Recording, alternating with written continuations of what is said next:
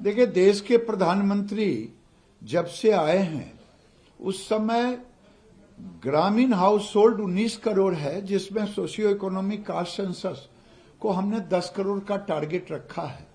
जब मोदी जी आए थे तो 2 करोड़ 35 लाख था, केवल 80,000 क्यूमुलेटिव था और 9.58 उनका एनपीए था। अभी 9 करोड़ से अधिक हो गई बहन एसएचजी की बहनें और 6.25 लाख करोड़ उनको बैंक लिंकेज, जिसमें 3% मोदी जी इंटरेस्ट सबमिशन दे रहे हैं, छूट दे रहे हैं, वो पैसा हम दे रहे हैं।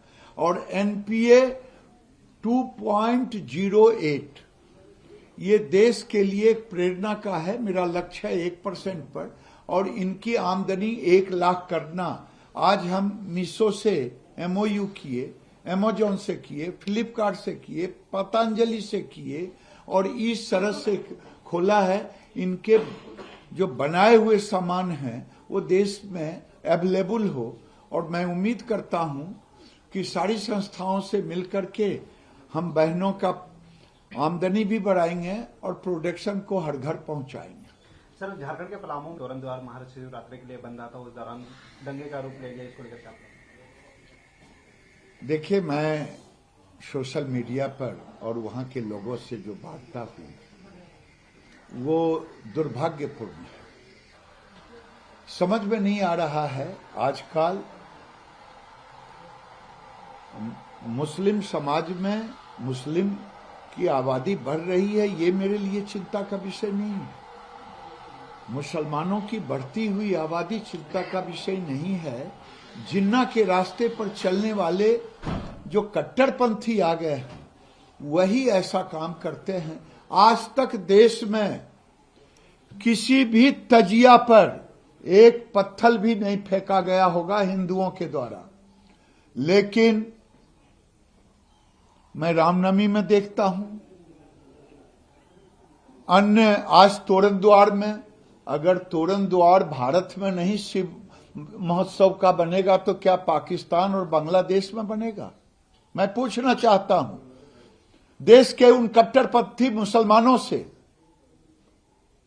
कि मेरे पूर्वजों की गलती यही थी ना कि धर्म के आधार पर हुआ, तो पूरा पॉपुलेशन अगर चला गया होता पाकिस्तान, उधर से चले आए होते इधर, तो आज ये दुर्दशा नहीं होता। लेकिन मेरे पूर्वजों से बहुत बड़ी भूल हुई, और इसका भूल का खामियाजा क्या अब के नौजवान, अब का बेटी और बेटा भोगेगा? ये कभी नहीं होगा। सर, असुद्दीन ओवैसी ने कहा है कि जिस तरह से उत्तर प्रदेश में बुलडोजर चल रहा है, जहान बुलडोजर से चल रहा है, ना कि देश बुलडोजर से चल रहा है, ना कि संविधान से। असुद्दीन ओवैसी साहब के मुंह से जब निकलता है तो जहर निकलता है। कभी वो कायदे की बात नहीं करते। वो सच पूछिए, जिन्ना तो चले गए, जिन्ना के बारिश के रूप में कई लोग बच गए हैं, कई लोग बच गए हैं। सर, एक साध्वी प्राची ने जो बोला है कि हिंदू बेटियों किटियां पर्स में लिपस्टिक की जगह चाकू रखें, जिहादी अगर गर्दन उतारने आए तो बेटी पहले उनका गर्दन उतार लें।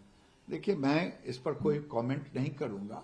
आज भारत के अंदर हमारी बेटी सीख रही है, प्राइज भी पा रही है, वो कराटे में और कई स्कूलों में चलते हैं। तो मैं इस पर यही कहूंगा कि जो संवैधानिक चीजें हैं उसके साथ ही हम ये कहेंगे। लेकिन जो दुर्दशा हो गई है हिंदुओं की बेटियों के साथ, एक चिंता का विषय तो हो ही गया। दादा, तमिलनाडु में उसने एक आर्मी के जवान पर हमला कर दिया कुछ दिन पहले अपने समर्थकों के साथ, उस आर्मी जवान की ये मौत हो गई, उसको लेकर क्या पूछेंगे? वो चल रहा है, उसके जांच। जो घटना हुई है वो शर्मसार करने वाला है। देश में हम सैनिकों को भगवान के बाद पूजा करते हैं। उन्हीं सैनिकों के कारण हम आज घर में फ्री होकर के सोते हैं, घूमते हैं गांव घर में, शहर में। अगर उन सैनिकों की रक्षा, सुरक्षा और सम्मान